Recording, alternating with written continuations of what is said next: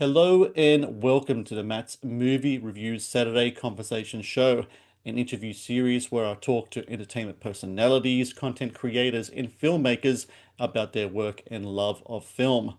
Today's guest is Stephen Cognetti, the director and creator of the Hell House LLC franchise, one of the most acclaimed and beloved found footage horror franchises that began with Hell House LLC 10 years ago. The fifth and final film of the series, Hell House LLC Lineage, is set to have its Australian premiere at the Dark Nights Film Fest next week, and people can go to darknightsfilmfest.com to buy tickets for that. You're going to be able to see it on the big screen, which is a really great thing, Stephen, I think, because all the other Hell House movies been shown pretty much on streaming. Now we got it on a big screen. And Stephen Kennedy, congratulations to you on that. Congratulations on this fifth film in the franchise. And thank you so very much for joining me. Oh, thank you so much for saying that. And also thanks for the invite to talk with you today. Appreciate it. Going back to the whole theatrical experience with this fifth film in the franchise, what's it like for you to see this movie on a screen with a mainstream audience watching it in theaters? Because as I said before, before you had the films coming out streaming, it's been very much like a kind of like a the first movie especially kind of like more of a cult movie, but now you have this bona fide franchise, five films in, the last film showing in the cinemas. I'm sure that'll be a great joy for you. Yeah, seeing the film on the big screen was a lot of fun.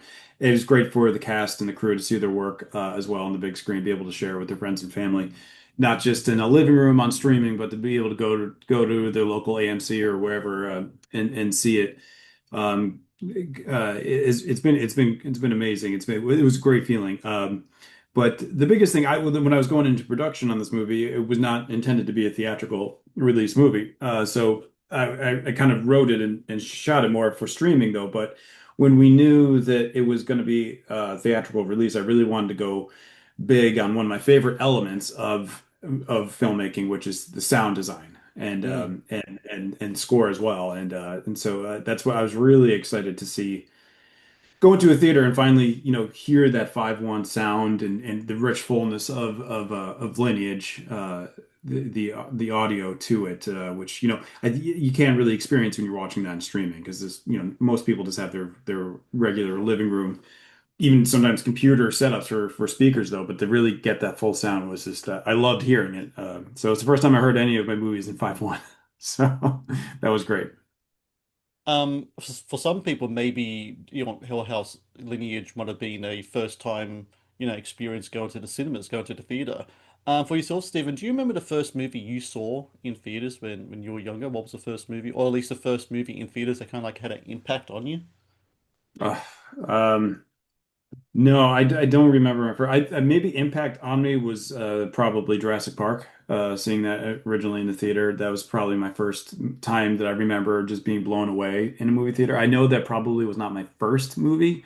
I think I probably have gone with my older siblings to movies, but I probably wasn't really into them as much. But I just remember Jurassic Park. I think most people around my age kind of remember sitting in a cinema and just it might be the same feeling that people had in the late 70s when Star Wars came out. And I think Mm. Jurassic Park was probably that way for my generation that you just wow, you weren't expecting something on that spectacle.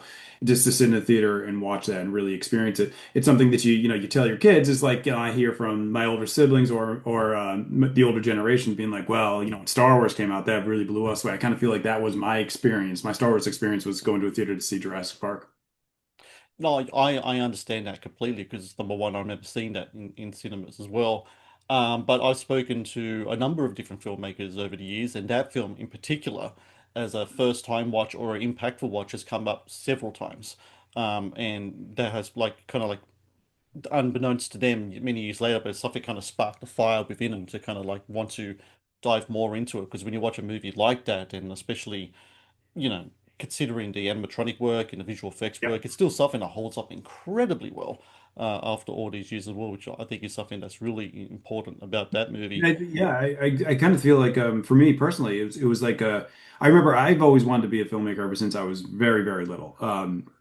like as far back as I have memories. I remember wanting to be a filmmaker, but I remember after seeing Jurassic Park, it's the first time I actually start playing around with the family camcorder a lot more, trying to do animated stuff, the clay figurine movements and stuff like that. And then I remember seeing going to see Jurassic Park in the theater was really sparked that like, oh, now I wanted like not just dream about making movies. I want to start really trying to work the camera and just the old camcorders that the families had back in those days. It might have been like high A tapes or something like that, and just having fun and actually trying to do claymation work and you can't really do stop motion animation on a digital high A camera though. But the attempts at it were a lot of fun to watch. I look, I got two boys, 13 and 10, and my oldest one in particular, he fell in love with the Godzilla movies, like the Toho Godzilla movies. He absolutely loves them. And I think it was last Christmas, I spoke to his uncles and we got him a computer and a program called Stop Motion Explosion, so he can create his own animation, stop motion animations, and he's making his own Yes. animation stuff now.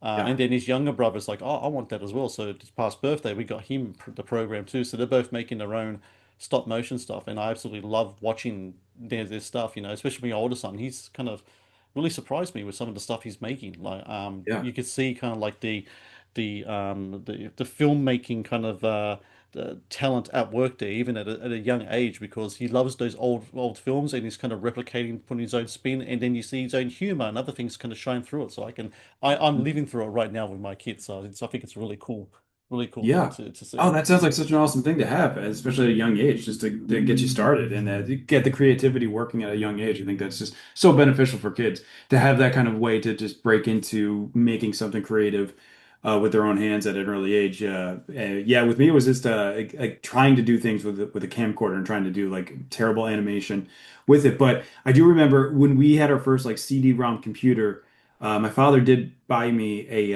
a program that was called 3D Movie Maker.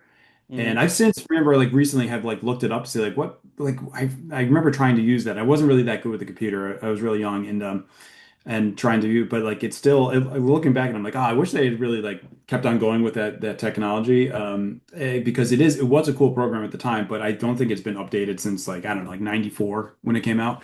And so it was a lot of fun to play around with, but that was something like that would be very useful for kids these days. I'm sure there's something like it out there now, but it's just, you get to choose your characters. They're all animated. You get to choose all the camera angles, different sets, and they would have all these like sets you can do, and then you just move them anywhere, move the camera anywhere you want it. It's kind of like just like what I use today, like what I used to shoot Lineage. I use animated storyboard, so I use a 3D Mm. storyboarding things softwares, and a lot of them are kind of like have that similar feel to them, where you can set the lens, set the focal length, all that stuff within a software. So it's pretty cool. It was a cool way for me to just to fool around with things and get to know at an early age. You were mentioning before older siblings. I have a older brother, about 9 years older than I am. And so when I was Yep, my younger, oldest brother's 9 years older than me too.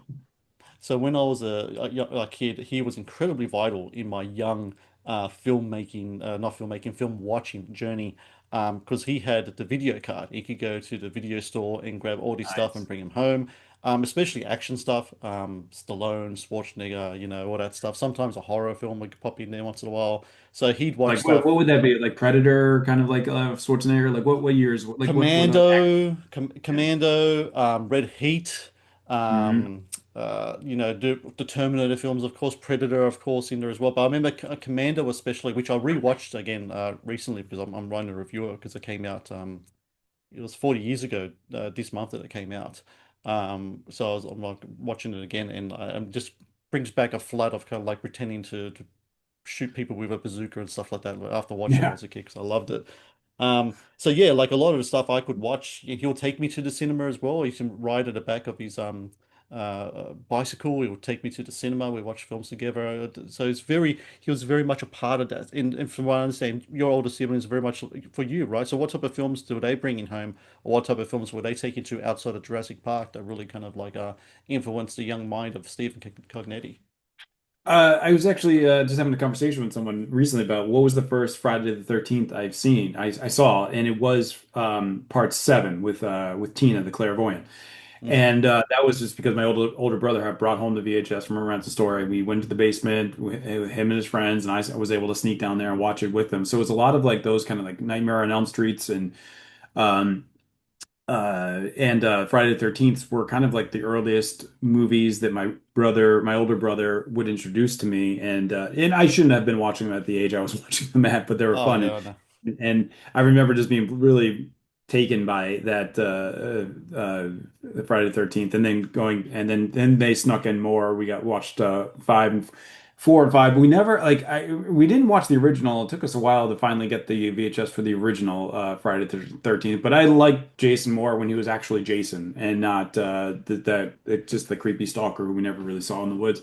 But yeah, and Friday the Third, Nightmare on Elm Street, I couldn't get through it. Just the idea of just like that person killing you in your nightmares, you're just powerless to stop it. Just like terrified me, and it's just like that. I was so afraid to be in my room by myself as a child after seeing that. So that was like a bridge too far to go when that happened. And then The Exorcist was something that eventually got brought home too that I saw, and I gained an appreciation for The Exorcist later on in life. And as a kid, when I saw that, it's just something that just terrified me. It was hard to get through. But then later on, just really appreciating um, the filmmaking of it and the story of it, the family journey of it all, and just how it's like it is a horror film, but it's so much more than that. And so I was just it's just so impressed with it. So it's always just stuck with me. The Exorcist is my favorite film of all time. The thing that I always take from that movie is like if someone would say to me, like if an alien landed on Earth and said to me, "What is this thing called film, or what's this thing for movie?" I think I'd show him the alien.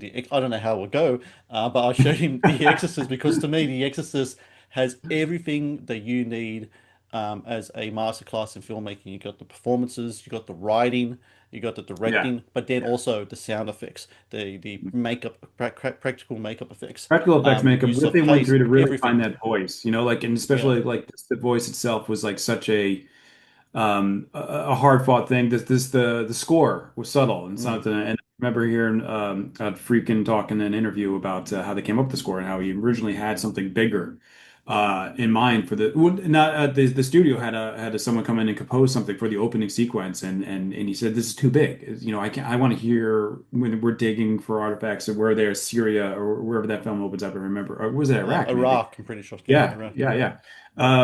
And he's like, I want to hear the excavators. I want to hear the digging sounds. I want to hear all the ambience of all the people there. I don't want to hear this big score taking up everything. And you want something more subtle. And then you see, when we get what we got in that film was just subtle, beautiful, perfect. And you're right, it just has everything. It has cinematography, acting. It's got and then films. Some films just have some things. Some films have it all, and it had it all. You like every aspect, nailed the directing, the acting, the cinematography, and the score. To put that all together is just really something else.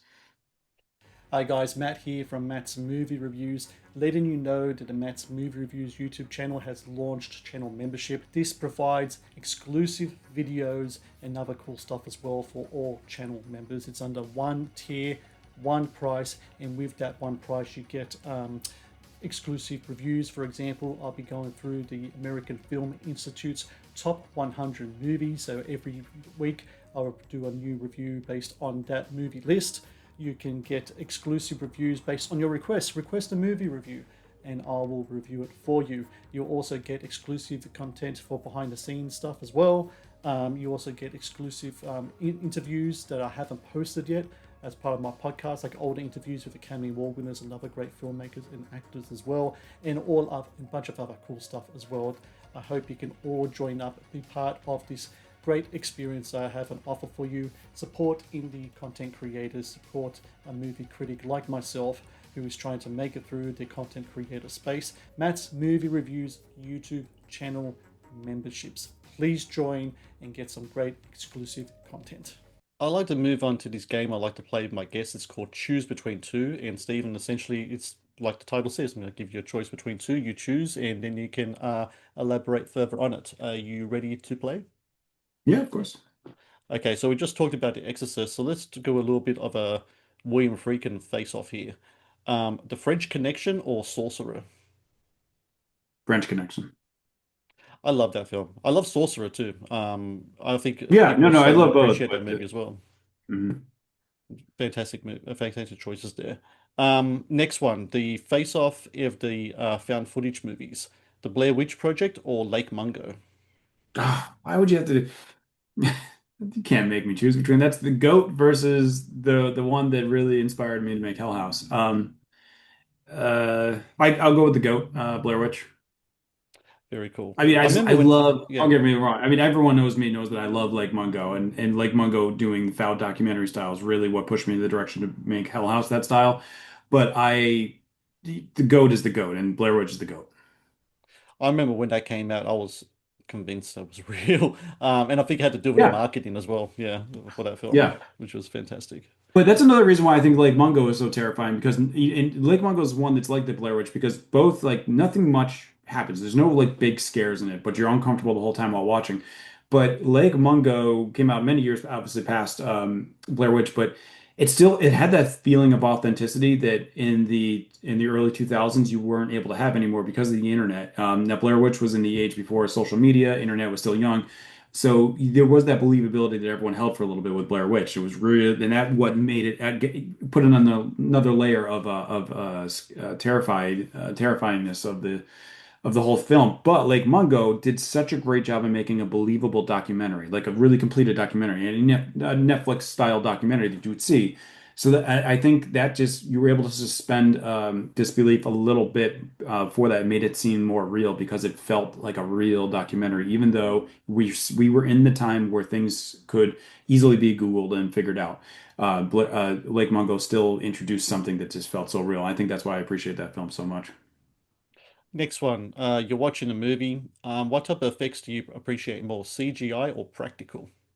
Oh, easy, yeah, practical. Um, what do you rather watch when you're at home? You rather watch movies on physical media or streaming? I'm more of a streamer, and it just I think that's probably just because I have kids that I'm just set up to just go quickly with getting any kind of movies or shows on. But I do appreciate. I mean, listen, when I if I can get a good my hands on a good Blu-ray, I will. But I'm more of a streamer. And finally, you're at the cinema. What snack do you go to, popcorn or candy? Hmm. It's for me, it's a little bit of both. I get the popcorn for the kids, I get some candy for me, but I'm usually stealing the popcorn as well from the kids, so I'm eating candy and popcorn.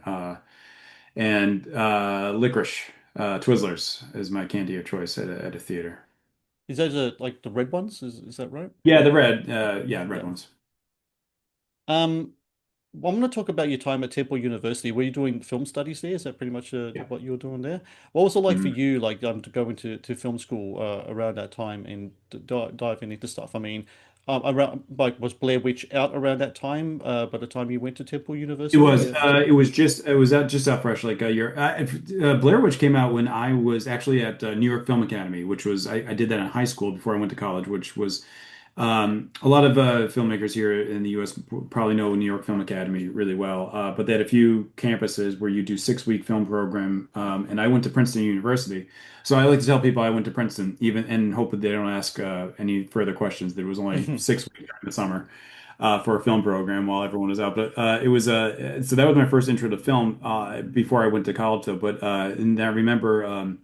We all went out to see Blair Witch while we were there, and that was my first experience with Blair Witch. But getting to go into Temple University studying, it was overwhelming. I think just I just remember being very despondent during my early years in film, like freshman and sophomore year, not really knowing how it was going to pan out as a career, always being kind of like this seems like such an unachievable goal that I'm Mm. trying to do.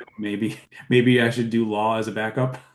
Um, but something just like kind of always just like you thinking like this might end up only being a dream, and that's it. I remember and always kind of being depressed about that for a while early on in college, just seeing like everything, talking with professors in these huge lecture halls and going through film and everything about it. I remember just being like, this is very overwhelming, and I don't know if I'll ever be a director. So that's what I remember from my early days of film. My first time going to film school. I found this interview where you were talking about the importance of doing short films, and there was a quote in there where you said short films are the best film school there is. Is that something Yep. that definitely happened with you? Was it the fact you can get practical hands on something was something that could that kind of really kind of maybe ease some of that tension and really put like that boots on the ground experience really kind of solidified just exactly what a future in filmmaking could look like? Yeah, I think you sitting in the classroom and learning about film and watching movies and writing papers about things, and I think that only gets you so far. But I think once you really just actually make a film, that's when you know your comfortability. Like, can you do this? And then that's the best experience to get, rather than just sitting in a classroom. So, I do think my time as a film student is so valuable, and I think I've grown as a filmmaker. Having that basis made me a better filmmaker. But you'll never know until you actually just make a film. And the best way to do it is to start off with a short. You don't want to actually obviously jump into feature without having some time working on shorts, because shorts are a place where you can get all the mistakes that if you're going to make a mistake in the filmmaking process, you'd rather get it out on a short where the stakes aren't so high, so that when you get to your feature, you know how to command a set, you know what every job is, what is needed, every position, you know the film set inside out. Shorts are the best way to do that. If you jump from shorts into features, I think you're going to be, I mean, if you skip shorts and go right to features, you're going to be very overwhelmed with how does a film set function? And that's something you really don't get from film school. Film school is a lot of theory, it's a lot of talking about how it works, but just actually being there is the best experience you can have. Now, listen, a lot of people I know that go to film school do a lot of internships on summers where they're on sets, which is great. I always, anytime any young filmmaker is like, "Hey, I'm home from school. I know you're filming nearby. Is there any way I could stop by the set for a day or whatever?" And I always say yes, because I know that would have been valuable for me. And anytime I can have anyone just be on a set, I think just knowing how a set operates is so important that I think it's just I did not get a lot of when I was in film school. Now, film school today might be different, but when I was there, it was more just in a classroom kind of learning.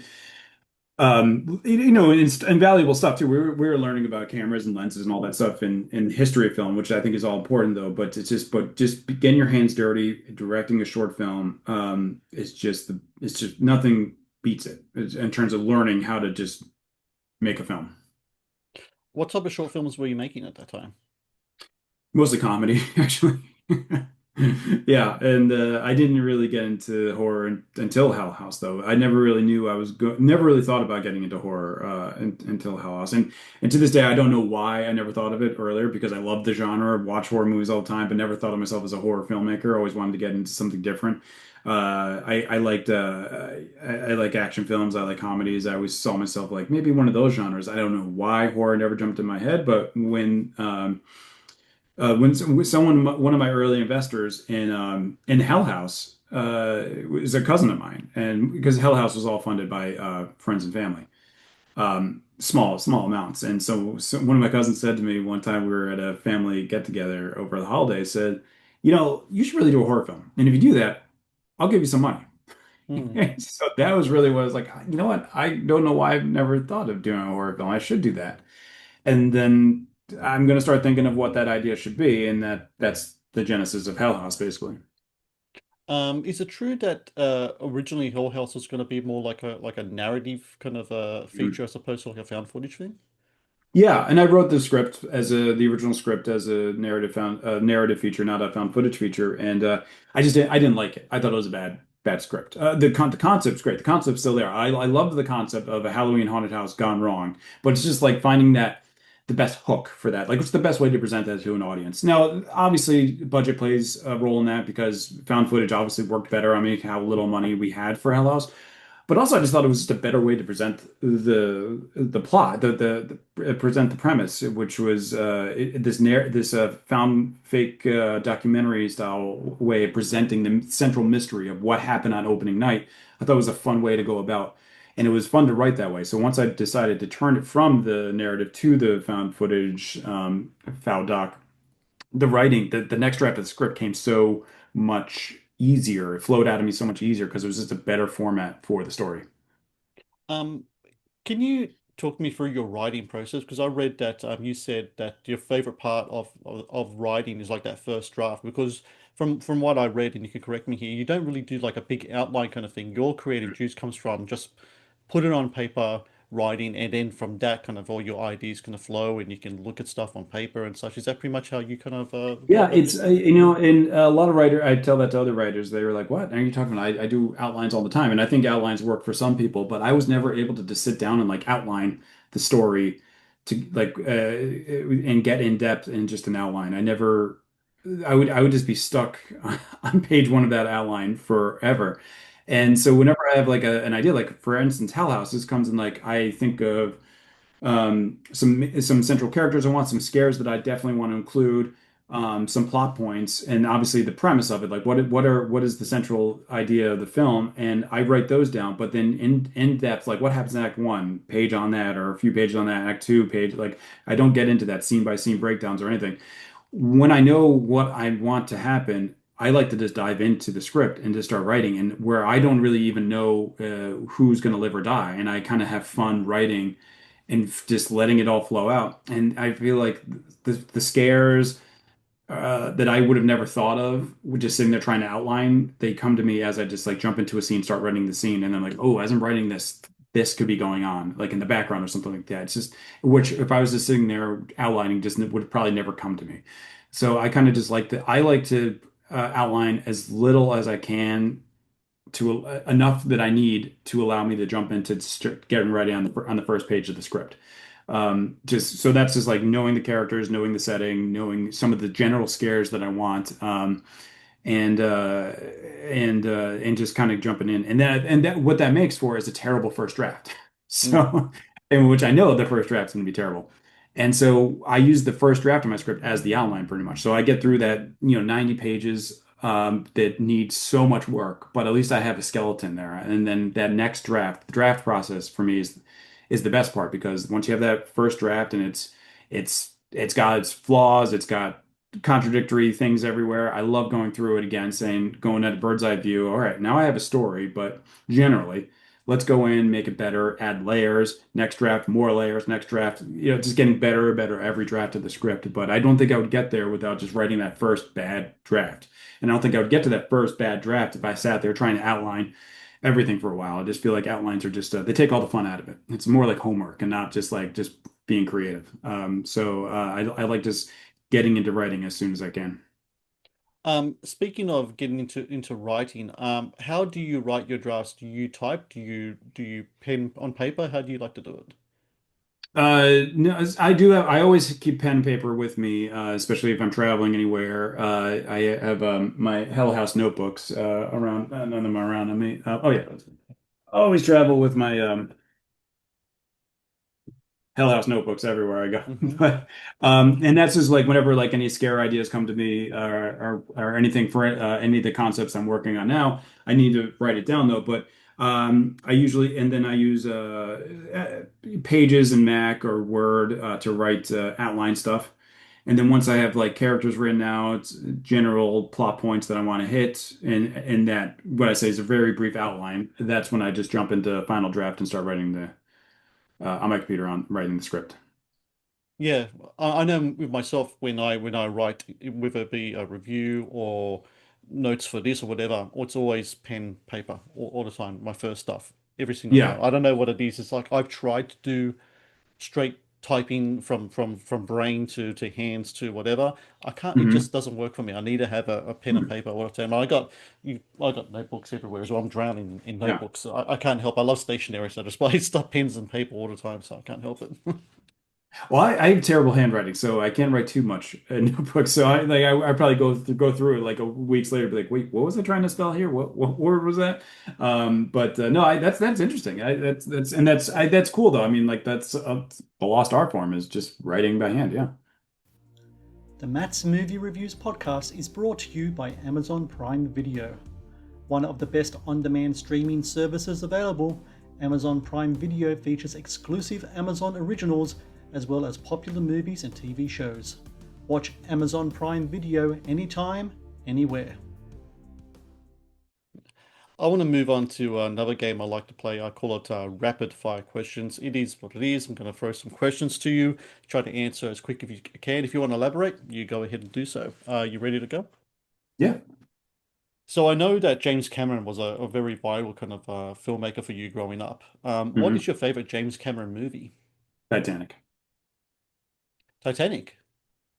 Interesting. I don't know 100%. why. I was expecting like aliens, abyss or something. What was it about the Titanic that really Well, kind I'll of tell you stood why. out? Because I mean, Aliens and T2 and Abyss. Really, Abyss was. I love Abyss, and I love reading into the production of Abyss. That's like I just and that's what impresses me most as a filmmaker. Read about how that had to be filmed, and I'm this is to this day amazes me about James Cameron and the crew that he worked with and that cast what they went through to make Abyss. But my favorite subject, history-wise, as a little kid in '86 when they found the wreck of the Titanic, I've been obsessed with it. And it's captured the imagination of so many kids. Like everybody like kind of knows that. I mean, even my kids now they love talking about the Titanic, reading books Mm. about the Titanic.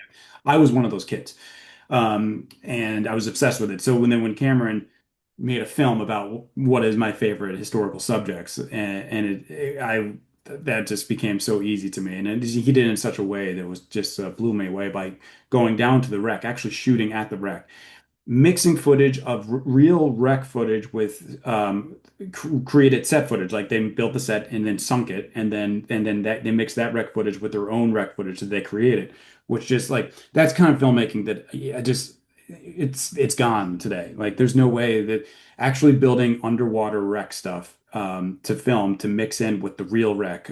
It's just filmmaking that I think is just isn't there anymore, and I love that so much. And the sets they built, all the different kind of scaled models they built to have the breaking part, I just it's just it's on a level of filmmaking that we will never see again, and I appreciate so much from one of my favorite directors. Who is your favorite horror movie monster? Hmm. Damn it. I would say because I'm a King fan. Nah, I wouldn't say that. I, yeah, maybe I'll go with yeah, I'll go with Jason. Jason. Because Very cool. one of my earliest, seeing was Friday the 13th. So maybe I mean, I was going to say Pennywise, but because I'm a huge King fan though, but I think I didn't get into it until much later. My early experiences with horror is definitely Friday the 13th. What's the scariest moment in a horror movie for you? The one that really kind of really right to the bone kind of shivers, like got you really bad. Yeah, it's kind of like a very well-known movie, but under radar shot. Like, and that's it's kind of like what how I style a lot of my shots off of is from um, The Strangers when Hmm. Liv Tyler is, I think her almost fiance is not at the cabin anymore. He's off somewhere else, and she's on the phone with him. And that's the first time we see them in the house. The man in the mask is like st just lurking in the shadows behind it, but they don't draw any real attention to it. It's just and there's no score, there's nothing. It's silence, and we just see them standing in the background. I remember when I watched that, that really got the hairs on the back of my neck to stand up, and I loved that feeling because it wasn't a jump scare, and they didn't draw attention to it. It did nothing with the score there. It's a dead silence, and it was terrifying just to see what was in the background behind her. And so I just remember that moment stuck with me. It might not be like the most scared I've ever been, but I just remember that really stuck with me, and it's something that I try to always replicate in Hell House. It's just like the things that are going to get you in the background without even really having to scare you, without really having to do any kind of jump scares. And I feel like that film did such a good job with that, and especially that shot, that one shot alone, I'll always remember is really terrifying. I'm sure during your research for Hell House, you would have checked out a lot of haunted house attractions. What was the best one you came across? There's some in there was one in New England I didn't get to, but I talked with the owner of them, and it was they had actually built this like in the woods kind of haunted like abandoned looking mansion, and I loved the look of the exterior. And I didn't get to it though, but I forget the name of it. But I just remember contacting them because I was like, God, I wonder, like, can I make that work? I didn't know what the interior looked like. They didn't have too many, but I was just, just telling them who I was. That they're what they built impressed me. Now I love when a haunt actually just goes out that they don't just like take over someplace. They actually build their own sets, and like this is a very elaborate build by these people. I want to say they were in Rhode Island, but I knew I wasn't even going to be able to get the production up there either. So there's another one in Michigan that was very the people were very nice.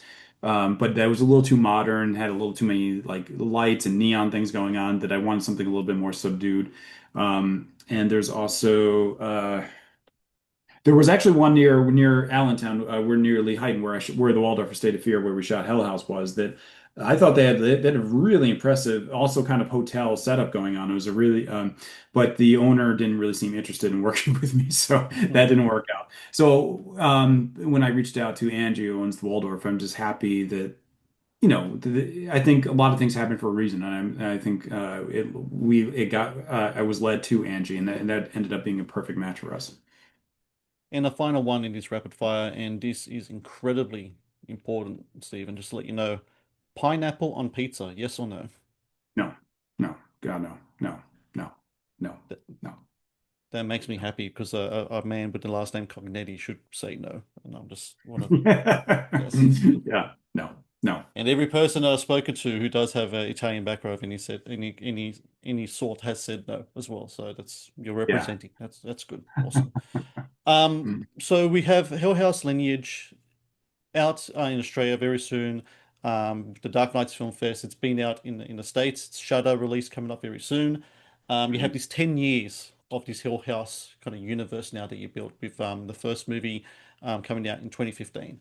When you first write and you have your ideas and you're doing your drafts and everything for that first movie, any idea in your head about mythology, background, anything like that? Or is that time at that time you're just like focusing on that one movie, or do you have those other ideas kind of kicking around as Well, well? Hell House, yeah. I mean, with Hell House, I've always had the mythology in my head, and I have to because there's so much of it.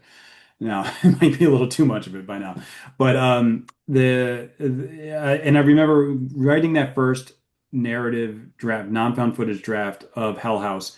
There was a lot of the cult stuff that was in a lot of scenes involving cult that never made it to the found footage side. So that's why that's always been in the background. So I think that's what gave it Hell House. The when you see Hell House, you know that there's more under the surface because there was originally a lot more under the surface in the first draft of the script, a lot of scenes that had to just be taken out because they just didn't fit for found footage. So I kind of feel like there was a more of a world already there with the original Hell House that got fleshed out more with every subsequent picture.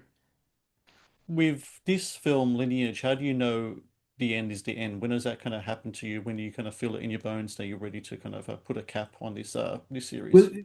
yeah, I think so. This is an important point, and I think there's been a lot of blowback to me because I had said it was the last film.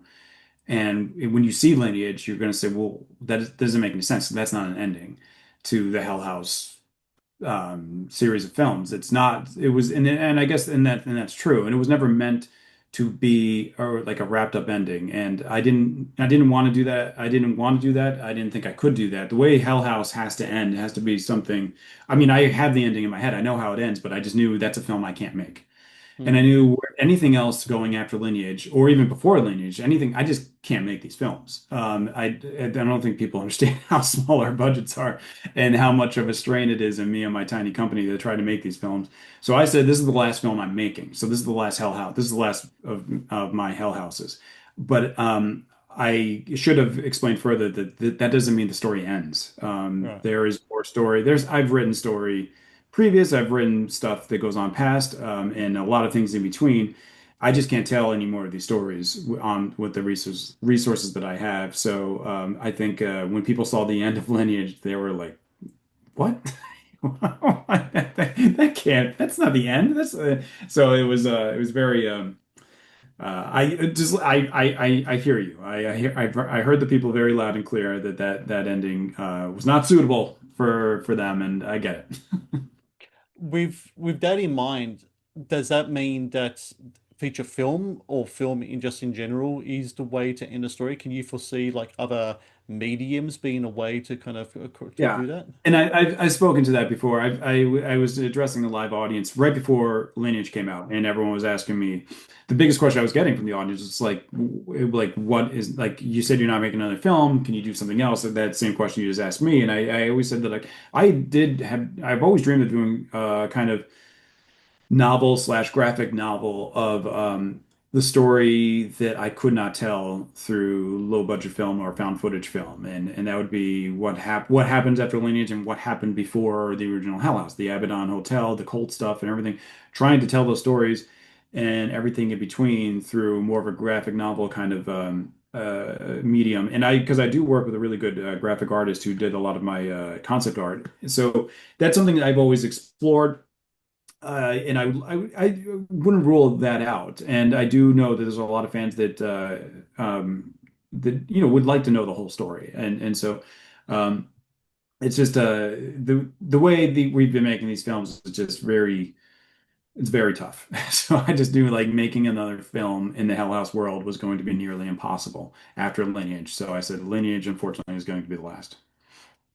Does that also mean the last of found footage for you as well? I know with 825 Forest Road, you went like into a what, narrative, kind of traditional narrative kind of thing. Can you foresee that being more of a the filmmaking journey for you, doing more narrative, kind of like traditional movie making as opposed to the found footage stuff? Yeah, I think mostly it's because the things that I've written, like the next script the script that I've written that I want to get into production next is a very scary film. It's probably the scariest thing I've ever written. And I think it's written as a typical narrative plot and not a found footage film. So I think just like the stories that I'm writing now are more going in that direction. I have a special place in my heart, obviously, for found footage. I love found footage films. I can't wait to consume more found footage films this October on Shudder. But Hell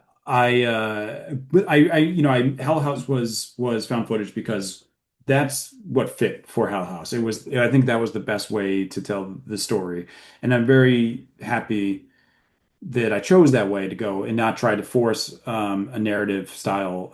We couldn't have anyways because of budget though. But I'm just happy that the idea of turning Hell House into a found documentary style found footage film was the way that that story was tackled because that was the best way to present it. But not every story is best in found footage. So everyone out there listening, Hell House Lineage coming out in Australia October 9 at the Dark Nights Film Fest. I'll have the link in the show notes so you can check it out. And it's like pretty much the only kind of like showing in Australia like on in cinemas. So if you want to watch this, finally a Hill House movie in cinemas, Dark Nights Film Fest is the way to go. I highly recommend everyone check out the fifth and final of this Hill House Lineage.